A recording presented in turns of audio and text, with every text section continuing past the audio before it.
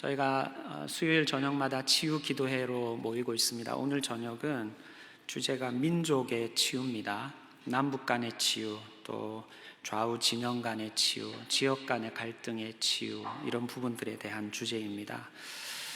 원래 목사는 떠날 준비를 해야 되고 죽을 준비를 해야 되고 설교할 준비를 항상 해야 된다고 하는데, 원래 이 설교가 제가 담당한 설교가 아니라 다른 분이 담당한 설교였는데 제가 오늘 설교를 전하게 됐습니다.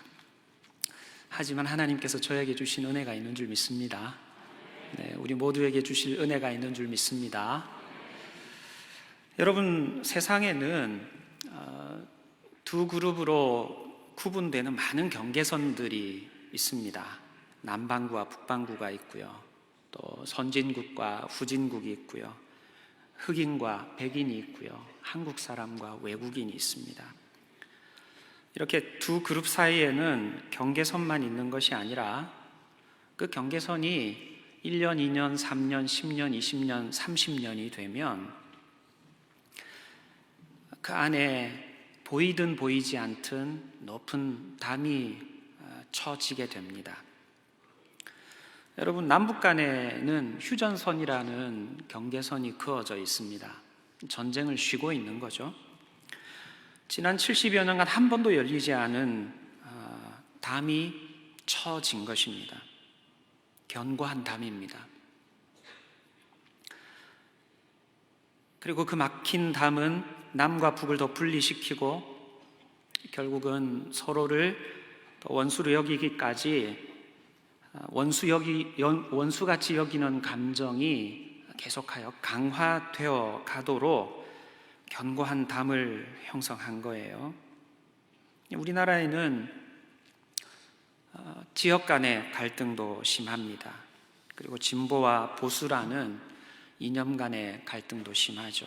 뿐만 아니라 저는 우리나라에 또 다른 갈등의 요소가 자라나고 있다고 생각하는데, 그것은 다문화 사회로 가고 있는 우리 사회의 변화가 또 다른 갈등을 키워가고 있는 것이 아닌가, 그런 생각이 듭니다.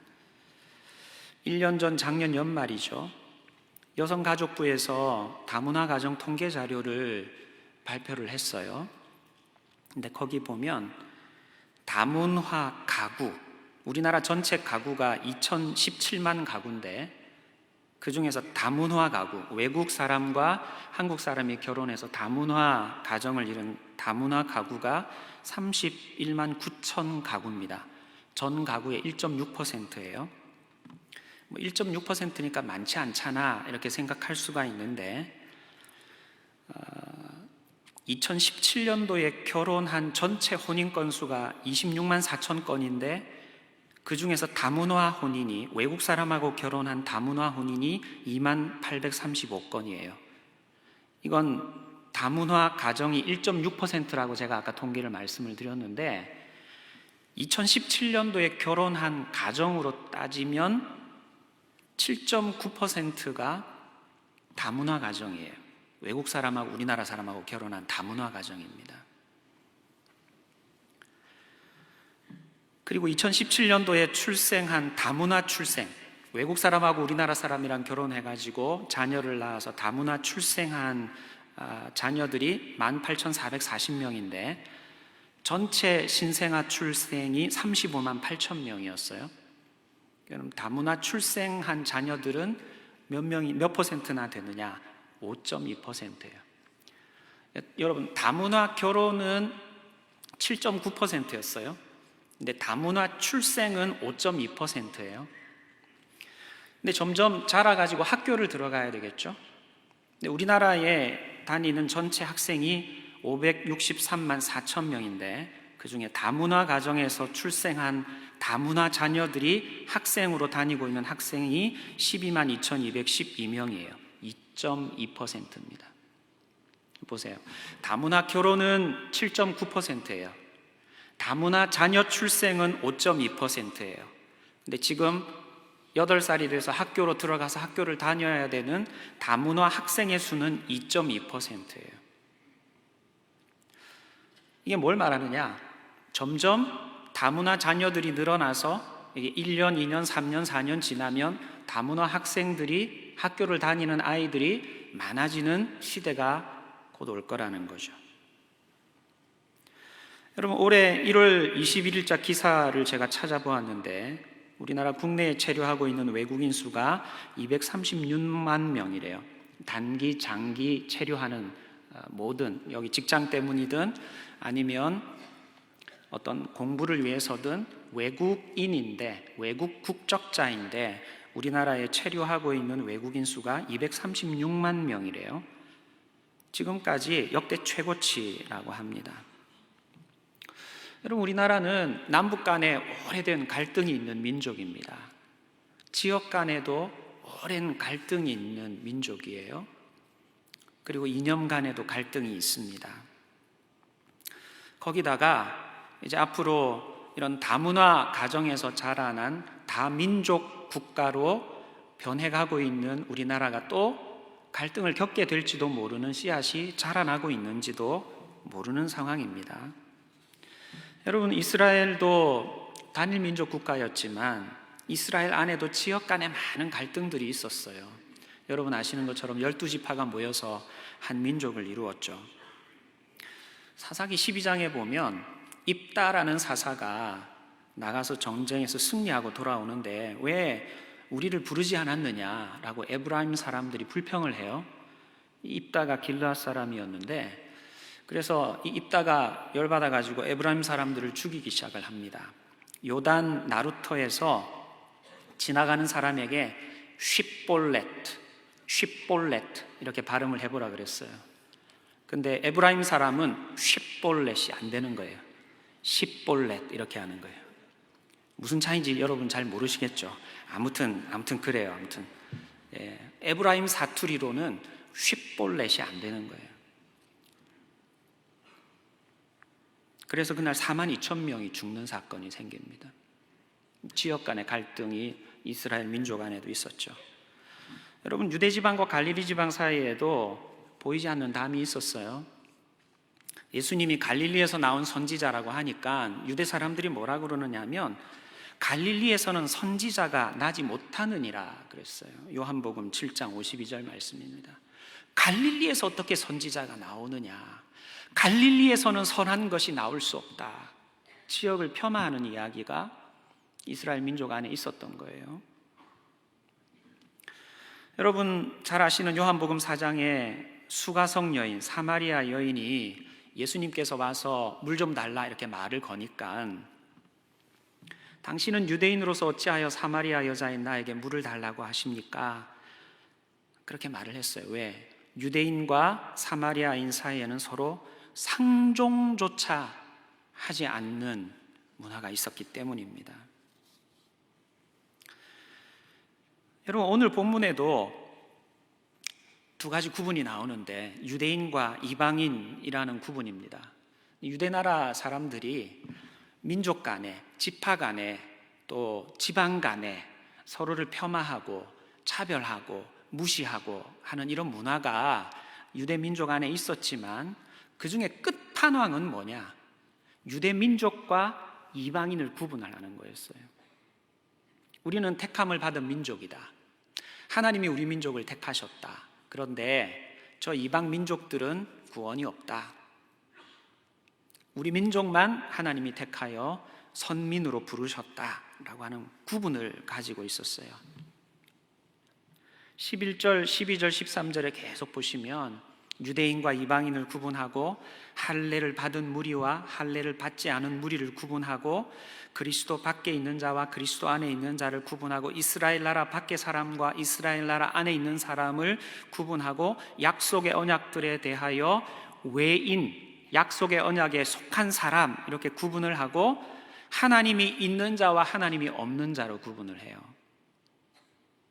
그리고 결국 하나님이 없는 사람은 소망이 없는 사람으로 낙인을 찍습니다. 유대인과 이방인 사이에는 넘어설 수 없는 담이 있었어요. 하나님께서 택하셨다는 선민의식, 하나님이 택하셔서 우리들에게 율법을 주셔서 이 율법을 지켜 행하는 우리들을 구원해 주실 것이라는 구별 의식을 아무도 넘어설 수가 없었습니다. 그런데 오늘 우리가 읽은 본문의 19절 말씀에 보면 더 이상 너희가 외인이 아니다, 너희가 이제 외국인이 아니다, 나그네가 아니다, 시민이다, 하나님의 권속이다, 하나님의 가족이다, 너희도 이제 하나가 되었다 라는 말씀을 주세요. 오늘 본문에 어떻게 그렇게 아주 날카롭게 유대인과 이방인, 구원 얻은 백성과 구원을 얻지 못할 백성, 하나님의 언약 안에 있는 자와 언약 밖에 있는 자, 외국인이라는 것으로 딱 구분을 지어 놓았던 그 경계선이 허물어지고 하나가 되었을까요? 오늘 말씀에 세 가지 해결책이 등장을 해요. 첫 번째는 유대인과 이방인 사이의 날카로운 구분을 하나로 묶을 수 있었던 해결책은 바로 십자가의 희생이었습니다. 둘로 나뉜 것을 하나로 묶어내는데 십자가의 희생이 필요했다는 거죠. 여러분, 읽은 본문 13절을 잠깐 보십시오. 화면에도 나오는데, 이제는 전에 멀리 있던 너희가 그리스도 예수 안에서 무엇으로 가까워졌어요? 그리스도의 피로 가까워졌어요. 14절을 보세요.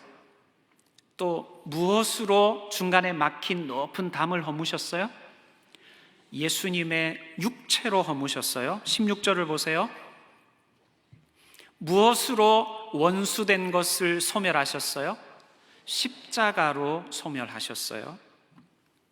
그리스도의 피, 예수님의 육체, 이것은 바로 십자가를 의미합니다. 예수님이 십자가 위에서 보혈의 피를 흘려주셔서 예수님의 육체를 찢으시고 피 흘려주셔서 유대인들과 이방인의 경계가 허물어진 거예요. 유대인과 이방인 사이에 있었던 높은 담, 절대로 뛰어넘을 수 없었던 담이 허물어진 것입니다. 그 담이 무엇이었습니까? 율법이라는 담이었어요. 율법이라고 하는 높은 담이었습니다. 그 담을 허물기 위해서는 예수님께서 십자가의 피 흘리심으로 우리의 죄를 씻으셔서 우리들에게 허락하여 주신 복음이 필요했던 거예요. 두 번째, 무엇이 필요하냐? 율법이 아니라 복음이 필요했어요. 여러분, 이스라엘 백성은 하나님께로부터 언약을 받은 백성이었습니다. 구약에는 613가지의 율법이 있어요. 그 613가지의 율법을 모두 지키면 구원을 얻는다고 유대인들이 믿었습니다. 유대인들은 이 율법을 지켜 행하고 율법을 받은 민족이었기 때문에, 언약을 받은 민족이었기 때문에 옛 언약에 속한 율법을 지켜 행하는 것을 통해서 구원을 얻을 수 있다고 확신을 했어요.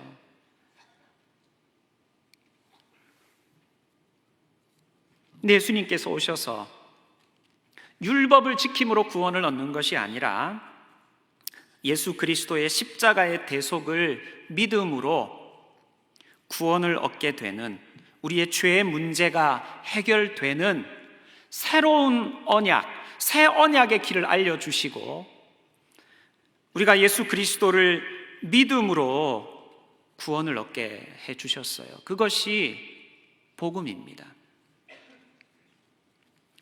유대인과 이방인 사이에 날카로운 구분을 하나로 묶어내었던 것, 그것은 율법이 아니라 복음이었던 거죠. 여러분, 예수님이 오셔서 유대인과 이방인 사이에 높이 쌓여있던 율법이라고 하는 담을 허무시고 십자가 위에서 보혈의 공로를 흘리시고 우리의 죄 문제를 해결해 주셔서 우리가 하나님의 자녀가 되는 권세를 누리게 해주셨어요. 근데 유대인도 구원을 얻고 이방인도 구원을 얻고 구원을 얻은 백성으로 따로따로 그렇게 믿음 생활을 하도록 내버려 두셨느냐? 그게 아니라는 거예요. 소극적으로 담을 허무는 선에서만 머물러 있게 하신 것이 아니라 유대인과 이방인이 하나로 연결되도록, 서로가 하나로 묶이도록 역사해 주셨어요. 그래서 오늘 우리가 읽은 본문의 후반부에는 우리가 예수 그리스도를 머릿돌로 하여서 하나의 건물로 이어져 가고 있다, 연결되어져 가고 있다, 지어져 가고 있다라는 말씀을 주십니다. 여러분, 예수님께서 이 땅에 계시는 때에는 12명의 제자들 안에서 갈릴리 지방 출신도 있고 유대 지방 출신도 있고 아주 공부를 많이 해서 세무 공무원이 된 화이트 칼라도 있고 물고기를 잡던 블루 칼라 어부들도 있는 12명의 제자 공동체 안에서 하나됨을 깨트리는 갈등의 문제들이 생길 때 예수님께서 직접 그 문제를 조율을 하시면 12 제자 공동체가 하나로 유지가 될 수 있었어요.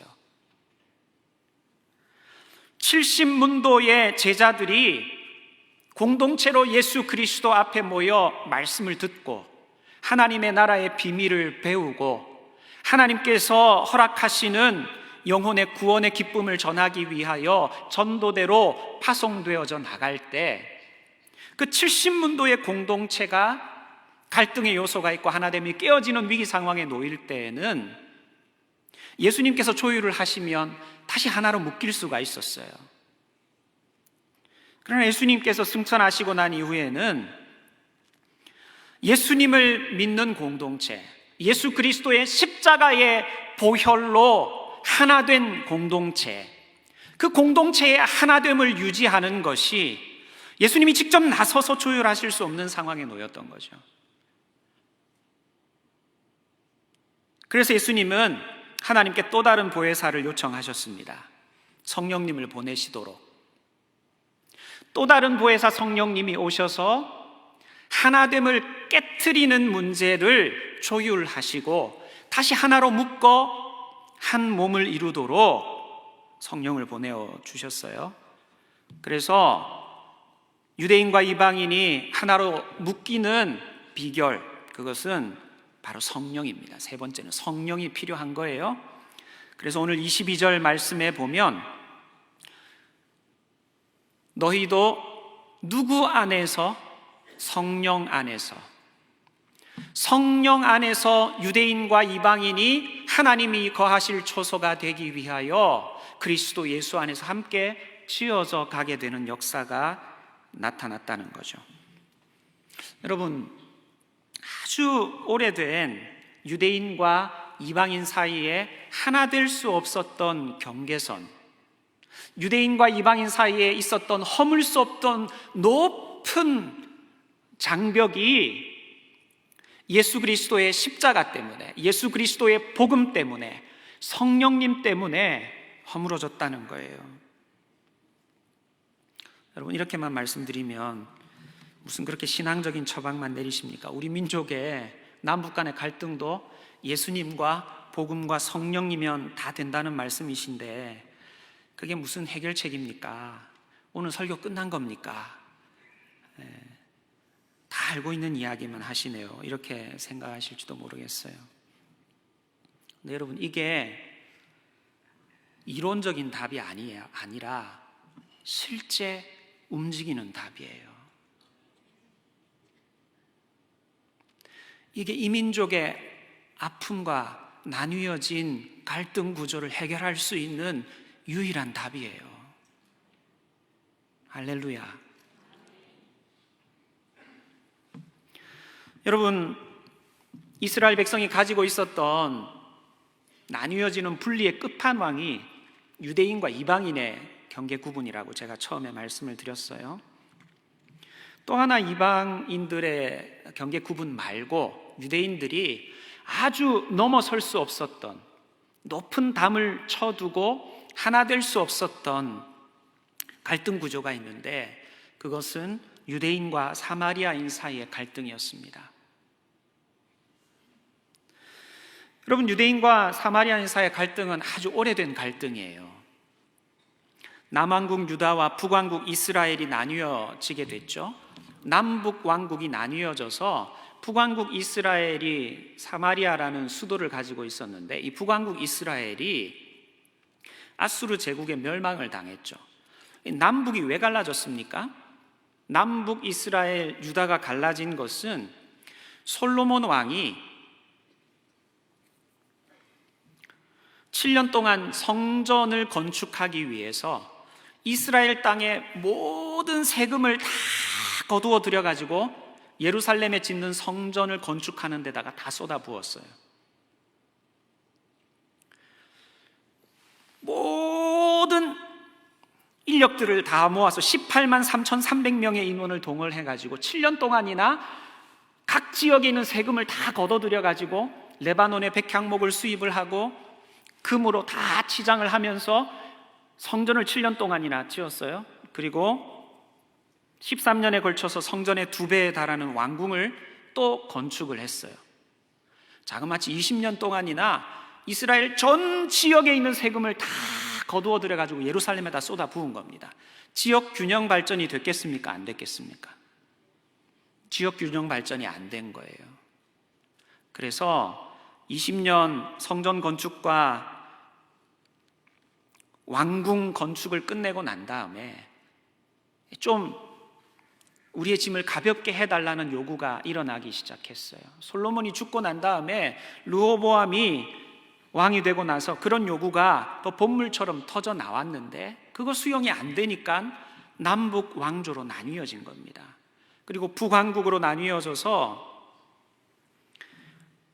209년이라는 오랜 세월 동안 북왕국이 존재하다가 아수르 제국의 멸망을 당하는데, 이 아수르 제국은 점령하는 점령지마다 민족성이 살아남아 있으면 반역을 행할 것이라고 생각을 하고 점령하는 지역의 백성들을 다른 점령지로 이사를 시키고 다른 점령지에 있는 사람들을 새롭게 점령한 지역으로 이사 오게 해서 3인 정책, 백성들을 이사시키는 정책을 벌여서 민족들이 함께 모여 살면서 섞여 살면서 혼혈 민족을 이루게 만들었어요. 민족성을 희석시키기 위해서. 그러다 보니까 북왕국 이스라엘이 다스리고 있던 지역에 혼혈 민족이 생겼고 그 후손들이 이어져 내려오면서 순수 혈통을 유지하고 있었던 남왕국 유다의 사람들과는 달리 순결을 잃어버린 민족이라고 생각을 하고 넘을 수 없는 담이 형성이 됐던 거죠. 이 사마리아 사람들과 유대인 사이에 넘을 수 없는 경계를 어떻게 허물었습니까? 사도행전 8장에 보면 빌립 집사님이, 성령 충만한 빌립 집사님이 사마리아에도 찾아가서 예수 그리스도의 복음을 전합니다. 유대인의 율법이 아니라 예수 그리스도의 복음을 전합니다. 예수 그리스도의 살 찢으시고 피 흘려 희생하신 십자가의 복음을 전하는 거예요. 그리고 베드로와 요한이 가서 성령 받기를 위하여 기도함으로 사마리아에도 성령이 임하여 그렇게 오랫동안 넘어설 수 없었던 유대인과 사마리아인 사이에 막힌 담을 허무는 역사를 일으키신 거예요.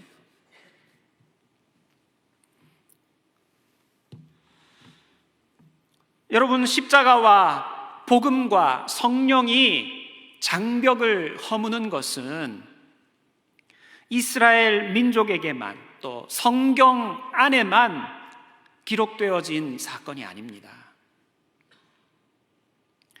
여러분, 동서독 간에도 통일되기 전에 베를린 장벽이 있었습니다.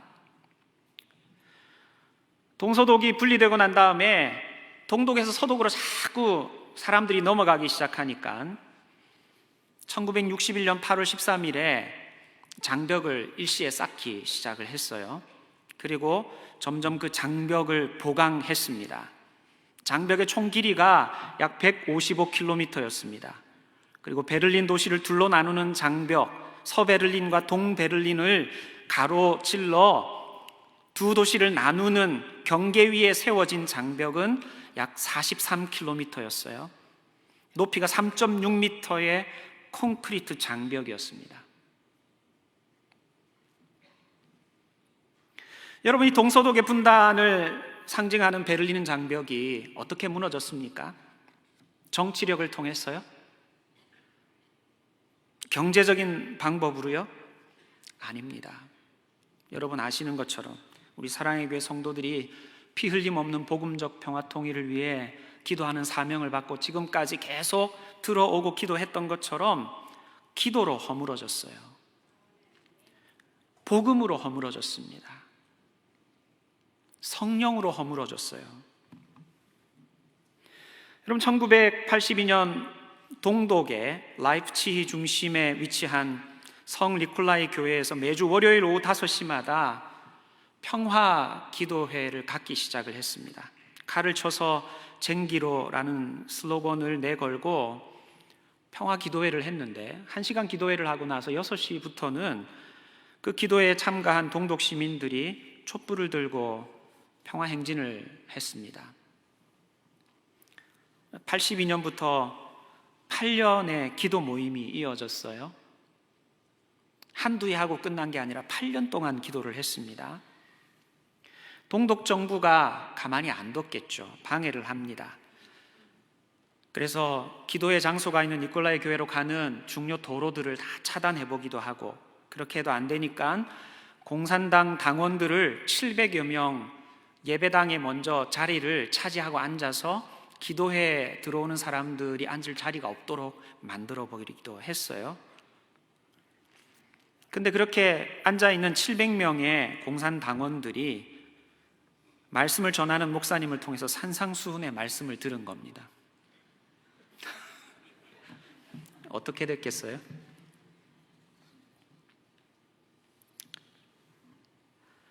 그들이 생각하고 있었던 공산주의의 가르침을 뒤집어 엎어버리는 다른 나라의 가르침을 들은 거예요.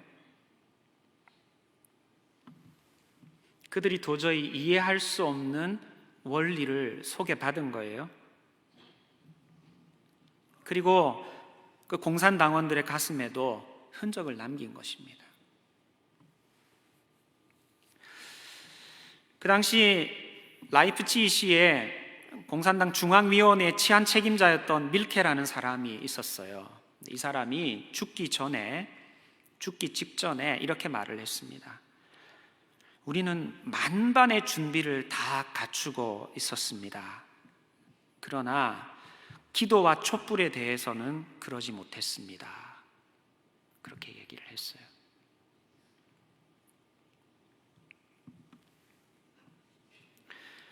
지금도 니콜라이 교회에 가면 이 촛불혁명에 대한 안내문이 붙어 있어요.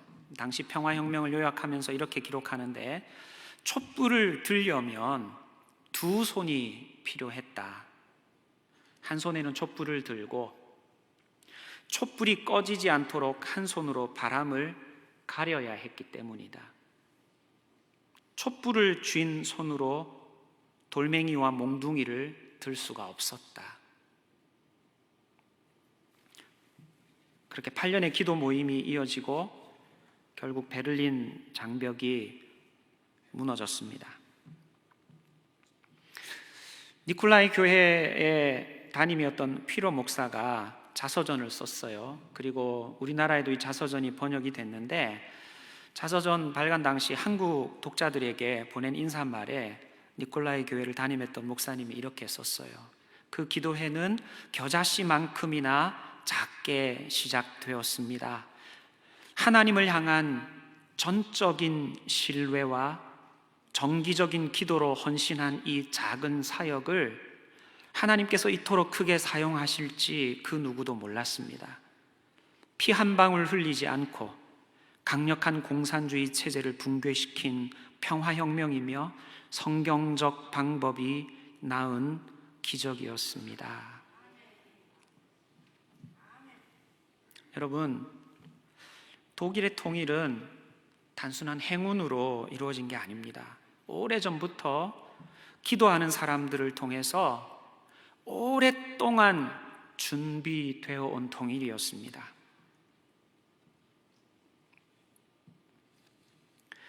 베를린 장벽을 허문 것이 결국 무엇입니까? 예수 그리스도의 복음입니다. 예수님의 살 찢으시고 피 흘리신 십자가의 희생으로 허락된 복음입니다. 그리고 그 복음을 받아든 하나님의 백성의 공동체 속에 역사하신 하나됨의 영 성령님이십니다. 그러나 여러분, 하나됨의 꿈을 성취하기 위해서 우리가 꼭 기억할 일이 있습니다. 첫 번째는 이 하나됨이 쉽게 이루어지지 않는다는 것입니다. 그래서 예수님께서도 유언과도 같은 말씀을 주시는 마지막 최후의 만찬을 나누시는 다락방 모임 자리에서 제자들의 하나됨을 위하여서 특별히 기도하신 거예요. 하나 될 수 있습니다. 또 다른 보혜사 성령을 보내셔서 예수 그리스도의 살 찢으시고 피 흘리신 복음을 통하여 허물어진 담으로 하나 되어진 공동체는 또 다른 보혜사 성령의 역사하심을 통하여 하나를 이룰 수 있습니다.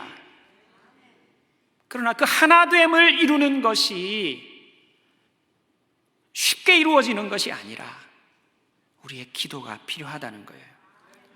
예수님께서 그래서 요한복음 17장 11절 말씀에 하나님께 기도하는 거예요.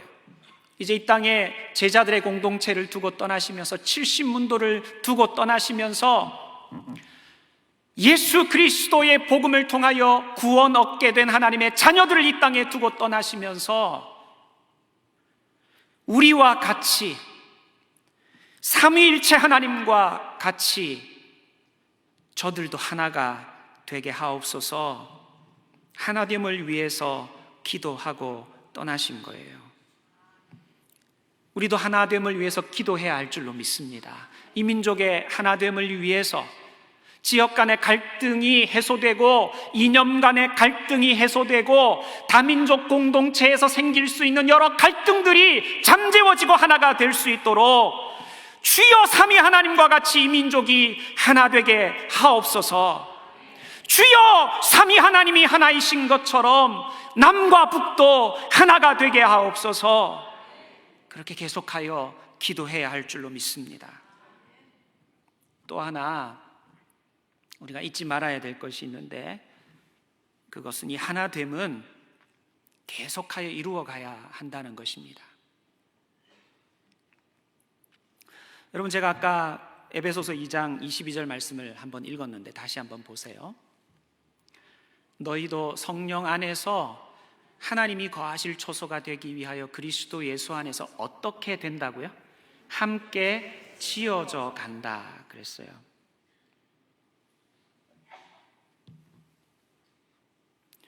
이 함께 지어져 간다라는 헬라어 동사는 신약 성경에 딱 한 번 쓰이는 단어입니다.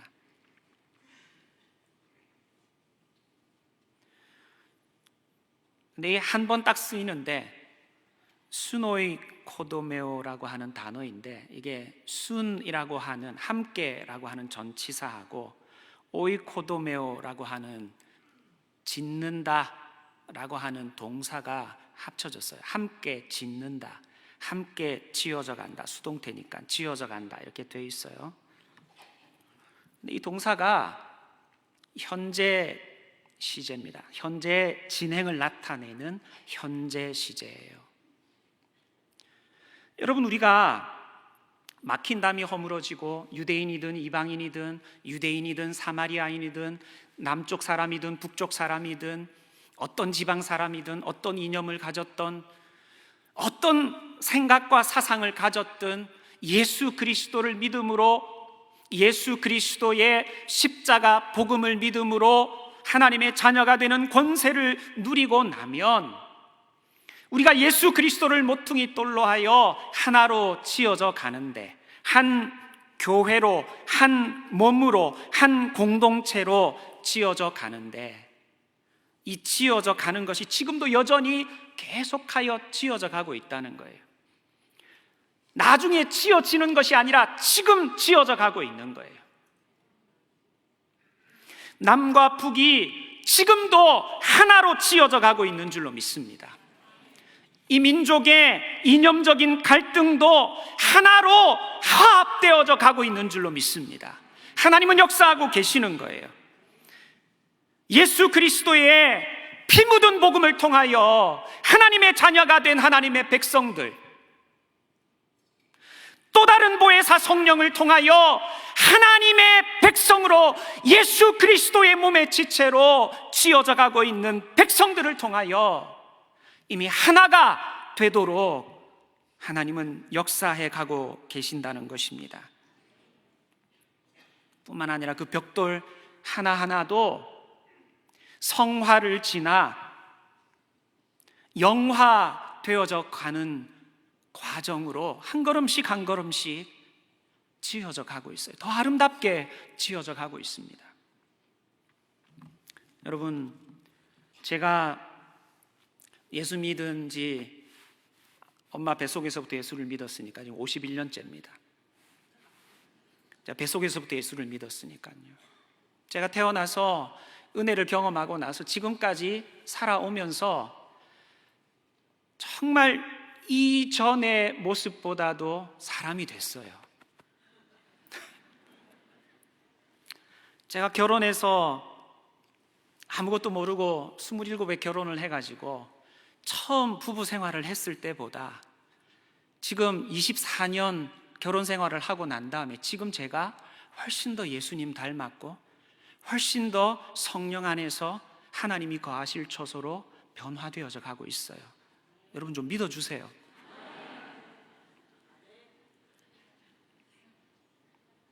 저는 내년에 더 멋지게 변해 갈 겁니다. 전 더 아름답게 변해 갈 거예요.